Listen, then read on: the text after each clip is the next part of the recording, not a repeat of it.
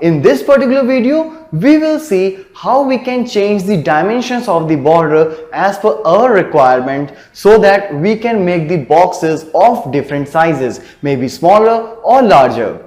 So let's have a practical implementation where we will see about the dimensions using the available CSS options. So as far as the implementation of the dimension is concerned, here we are going to try some dimension of width 400 pixel and height 100 pixel. So here I am just trying to show you how can you pass the height and width for any particular dimension. So let's save it, and here you can see like, okay, this is the dimension of height 100 pixel and width 400 pixel. As you can see, it is not just started from the corner because the padding, margin, everything is out there. Alright, so because of margin, it's started 10 pixel away. Now let's see how we can make some changes inside it. So basically we can also pass something like the minimum height, minimum width, or maximum height, maximum width. So in that particular context, here in this particular example, I am passing maximum height. Means doesn't matter the content which you are putting inside, but the maximum height which this particular box will take will be of about 10 pixel. So obviously we have a lot of things here. We have some number of lines. After that, after some line breaks, we have an image. So probably all those things will not be a part of the maximum height 10 pixel, but still the line, the height of that particular box will remain as it is. So let's refresh and see.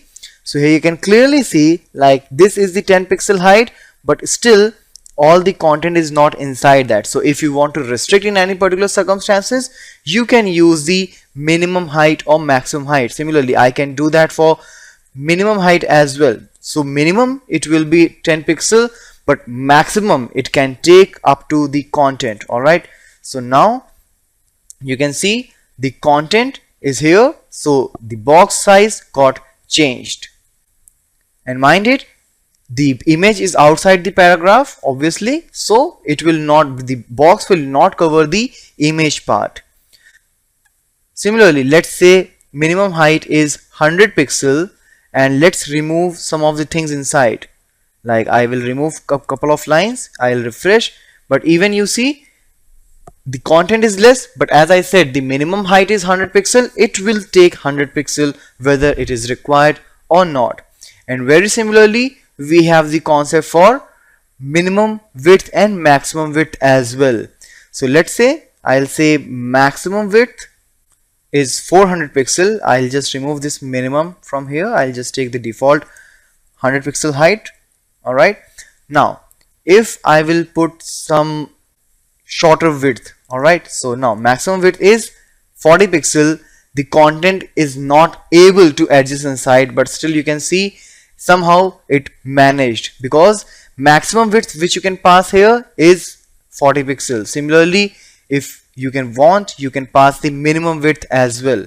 So minimum it's 40, but if content demands more, it can goes up to more. Alright, so these are the various changes which you can make while creating a box with some dimensions for a specific content of your DOM.